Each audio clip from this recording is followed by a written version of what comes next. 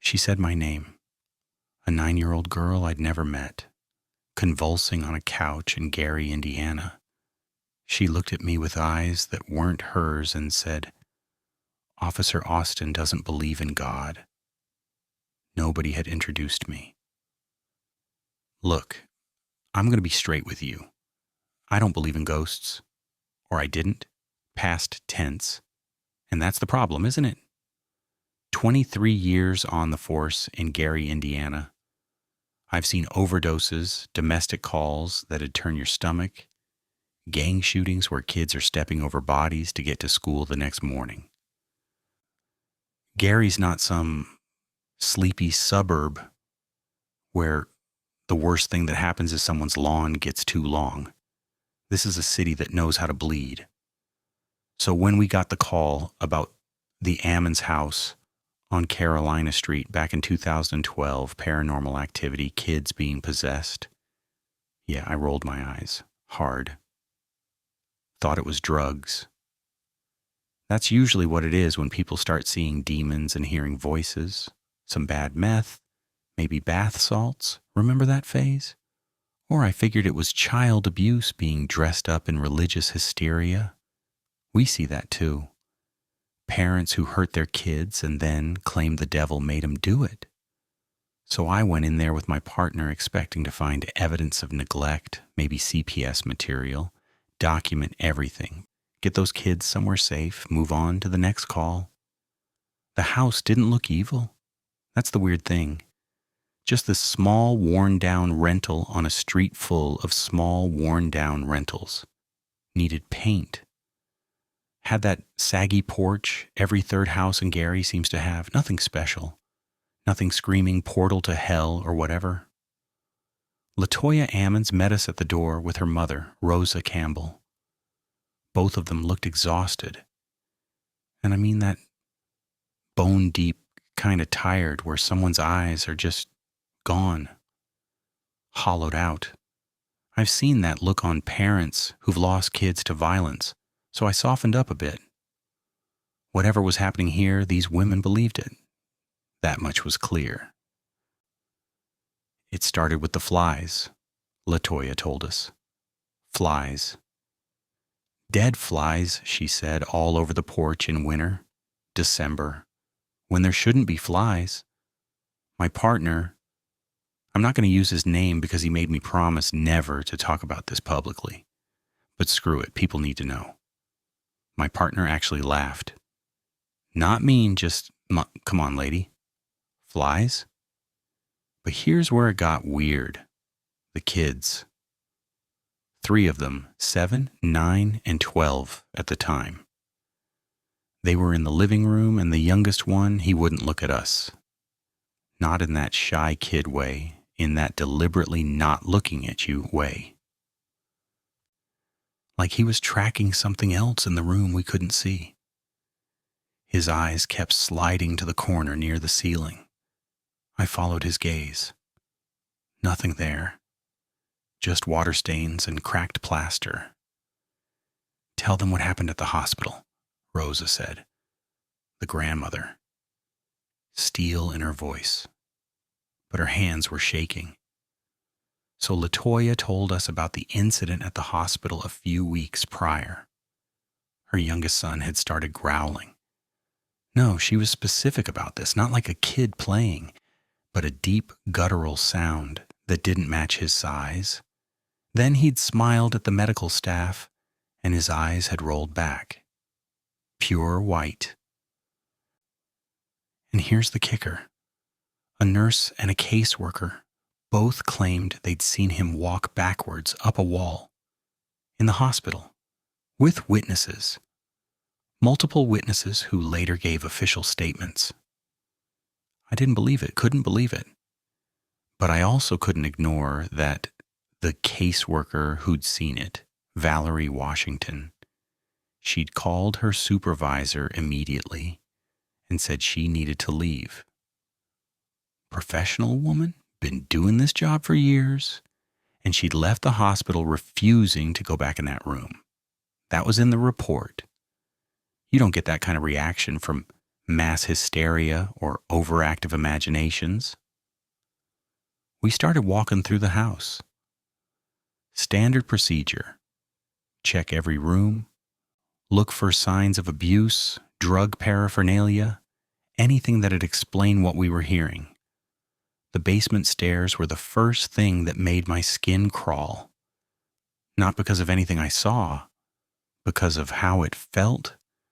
You know that pressure change when a storm's rolling in, when the air gets heavy and your ears pop? It felt like that on those stairs. Dense. Wrong. My partner went down first. I heard him say, "Jesus Christ." Real quiet. The basement was unfinished. Concrete floor, exposed beams, typical Gary rental basement full of junk and mildew. But it was cold. Not chilly, cold. Our breath was fogging. In April. And there was this smell like, okay, this is going to sound stupid, but like something had been rotting and then stopped. Like the rot had paused mid-decay. Organic, but not. There were scratches on the concrete floor, deep gouges like something heavy had been dragged in circles. I took photos. I still have them, actually, though fat lot of good they do me. You can't photograph a feeling. My partner touched the wall and pulled his hand back fast. "It's warm," he said. "The wall, not the room." The cinder block was warm to the touch, almost hot, while the air around us was freezing. We went back upstairs, needed air, needed to think. And that's when everything I thought I knew about reality started to crack. The middle child started convulsing, just dropped on the couch and started seizing. We called it in, requested an ambulance. I've seen seizures before. This wasn't that. Her body was moving wrong. Joints bending in directions joints shouldn't bend, and her voice when she spoke was too low, too many voices layered together. She said my name, my actual name. Nobody had introduced me. I was in uniform, sure, but my name badge was covered by my vest. She said, "Officer Austin thinks we're lying. Officer Austin doesn't believe in God." I'm not a religious man, but I was raised Catholic. Lapsed, sure. Haven't been to confession in 15 years. But hearing this kid say, "I don't believe in God," that landed. Because she was right. I didn't. Don't. Didn't? Hell, I don't even know anymore. The ambulance came. We stayed to document the scene, interview the family more thoroughly. That's when Rosa told us about the exorcism. She'd brought in her pastor multiple times. Catholic priests had been there. She showed us blessed oil, salt, scriptures taped to door frames. This wasn't some casual haunting claim. These people had gone through official religious channels, and the clergy had confirmed something demonic was present. That's in the official police report, by the way. Case number 1246. I'm not making this up. I wanted to leave. We documented everything, gotten statements, checked on the kids' welfare. Technically, our job was done, but something kept me there. Not curiosity, obligation. Like if I left, I'd be abandoning these people to something I didn't understand but could feel pressing in on all sides. The pastor arrived while we were still there. Reverend Michael Maginot. He'd performed exorcisms on the house before. But this was maintenance, he said, keeping the entities at bay. He started praying in Latin. I think it was Latin, and the temperature in the room dropped again. My breath fogged. In April, in a house with the heat on. And then I heard it. Footsteps. Upstairs. Heavy boots, walking from one end of the house to the other. We were all downstairs, every family member accounted for.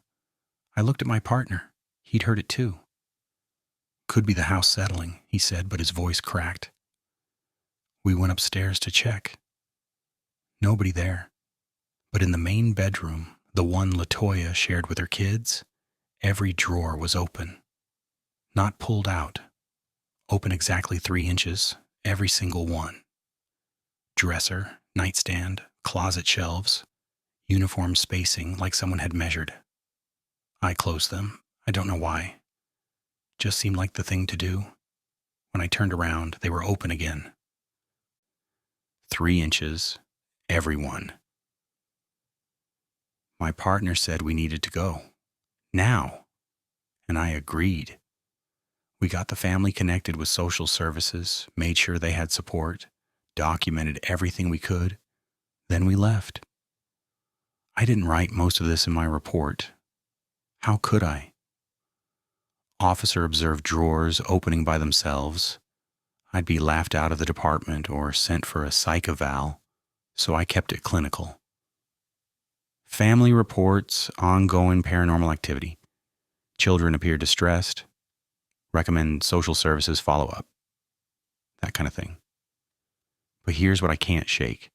I went back 2 weeks later. Off duty, on my own. Don't ask me why. Morbid curiosity, maybe, or I needed to prove to myself it was all explainable. The family had moved out by then. Landlord was trying to rent it again. Good luck with that. I stood on that porch where the flies had been, and I felt it. That pressure, that wrongness, like the house was watching me back. And I heard, clear as day, a child's voice from inside say, "He came back." Nobody was in there. House was empty, locked up tight. I haven't driven down Carolina Street since. I take the long way around, even though it adds 10 minutes to my patrol route. And yeah, I know how that sounds. Grown man, armed, trained, afraid of an empty house. But I am. I'm afraid.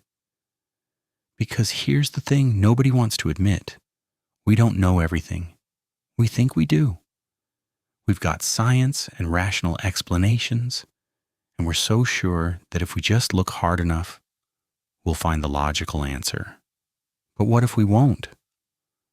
What if some things exist outside our ability to explain them, and the best we can do is acknowledge that and stay the hell away?